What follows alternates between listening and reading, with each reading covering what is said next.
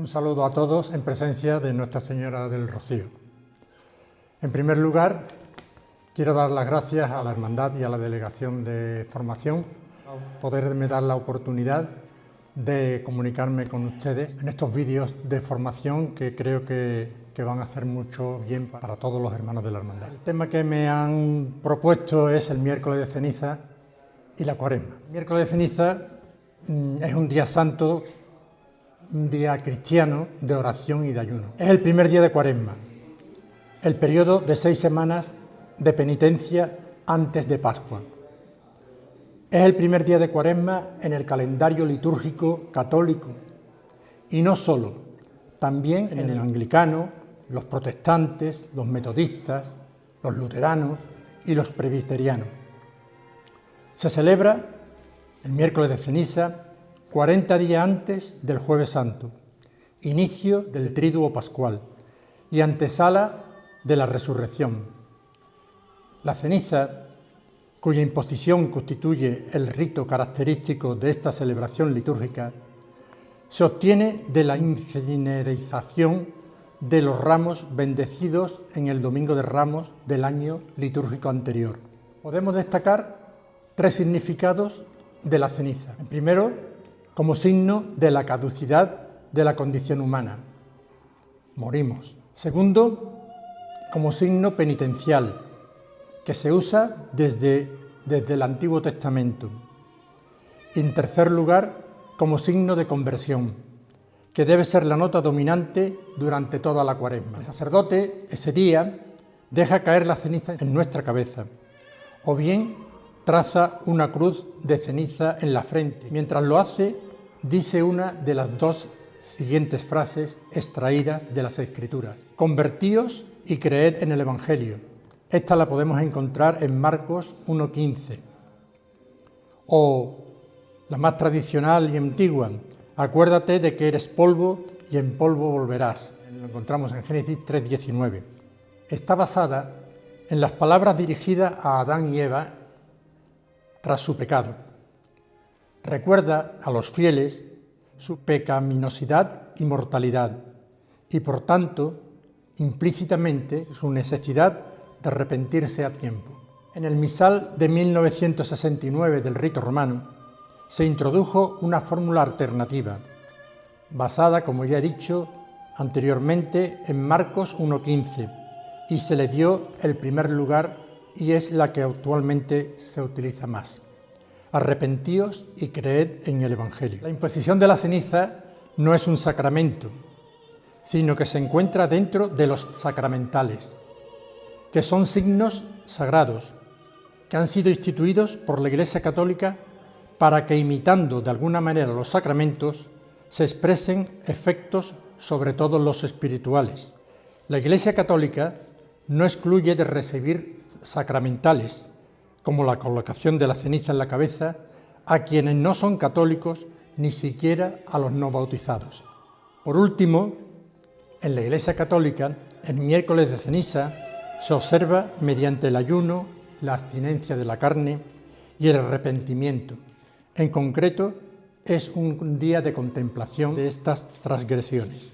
En cuanto a la Cuaresma, la entendemos como un homenaje de ayuno de 40 días de Jesucristo, cuando recorrió el desierto después de ser bautizado y antes de comenzar su ministerio. Los cristianos debemos considerar este periodo como una prueba divina de la espiritualidad de Jesús y de su capacidad para resistir la tentación. El propósito de la Cuaresma es la preparación del creyente para la Pascua, a través de la oración, la mortificación de la carne, es decir, pequeños sacrificios, el arrepentimiento de los pecados, la limosna, la vida sencilla y la abnegación. La pauta de ayunar y rezar durante 40 días aparece en la Biblia cristiana, sobre cuya base se estableció el tiempo litúrgico de la Cuaresma.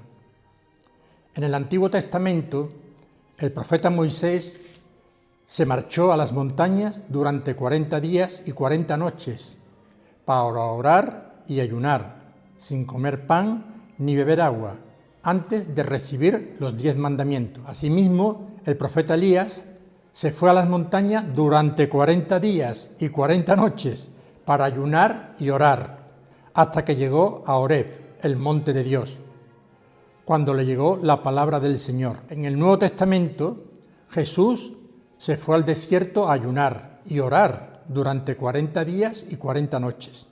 Fue durante este tiempo cuando Satanás intentó tentarle. Por tanto, los ayunos de 40 días y 40 noches de Moisés, Elías y Jesús les prepararon para su trabajo, para su misión. También simbolizan los 40 días que duró el diluvio universal, además de los 40 años de la marcha del pueblo israelita por el desierto y las 40 décadas que se mantuvo la esclavitud de los hebreos en Egipto. En 1970, el Papa Pablo VI presentó un nuevo calendario romano general, por el que la Cuaresma se redujo a los 38 días que hay entre el miércoles de ceniza y el Jueves Santo, ambos inclusives, sin contar los 6 domingos que hay durante este tiempo. Por tanto, en el rito latino en el que estamos nosotros, la Cuaresma se extiende desde el miércoles de ceniza y a la hora nona del Jueves Santo, no incluyendo así la misa de la Cena del Señor, es decir, la misa de Jueves Santo. A lo largo del tiempo de Cuaresma, los cristianos son llamados a reforzar su fe mediante diversos actos de penitencia y reflexión. Por esta razón, los distintos papas escriben cartas para la reflexión de los fieles en este tiempo cuaresmal. El Papa Francisco, en la Cuaresma pasada, nos decía: es tiempo de actuar, y en Cuaresma actuar es también detenerse en oración, para acoger la palabra de Dios, y detenerse como el samaritano ante el hermano herido. El amor a Dios y al prójimo es un único amor. No tener otros dioses es detenerse ante la presencia de Dios en la carne del prójimo. Por eso, la oración, la limosna y el ayuno no son 3 ejercicios independientes, sino un único movimiento de apertura, de vaciamiento. Fuera los ídolos que nos agobian, fuera los apegos que nos aprisionan. Entonces el corazón atrofiado y aislado se despertará. Por tanto, la Cuaresma es desacelerar y detenerse, la dimensión contemplativa de la vida que la Cuaresma nos hará redescubrir, movilizará nuestras energías. Delante de la presencia de Dios nos convertimos en hermanas y hermanos, percibimos a los demás con nueva intensidad. En lugar de amenazas y enemigos, encontraremos compañeros y compañeras de viaje. Este es el sueño de Dios, la tierra prometida hacia la que marchamos cuando salimos de la esclavitud. Por último, os invito para esta Cuaresma que leáis la carta pastoral con motivo de la Cuaresma del Cardenal Arzobispo de Madrid, don José Cobo, con el título Conviértete y cree en la esperanza, con motivo del año jubilar de la esperanza.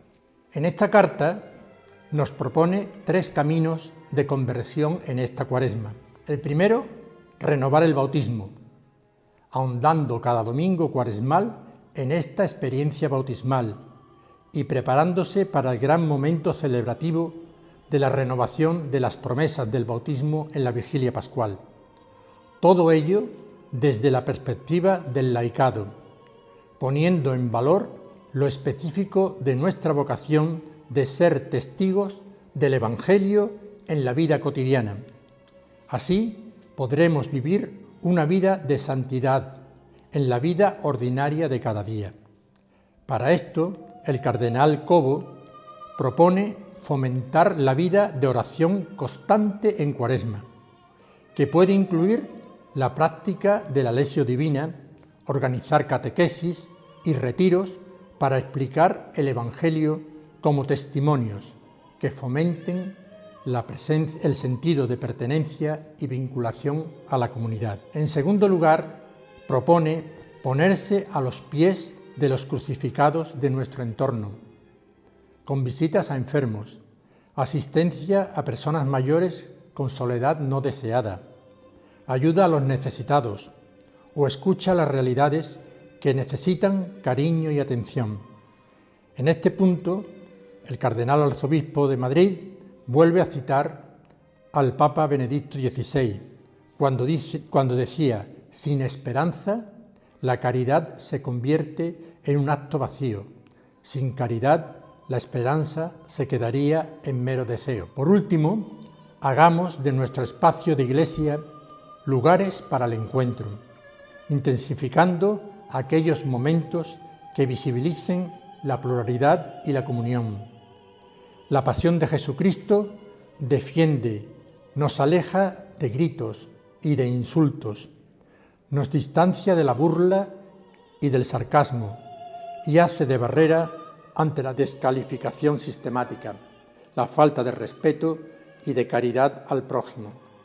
Así incide en la posibilidad de generar iniciativas interreligiosas, políticas, culturales o incluso facilitar la comunión entre la pluralidad de grupos, sensibilidades y tendencias eclesiales que pueden estar aisladas, alejadas o enfrentadas unas con otras.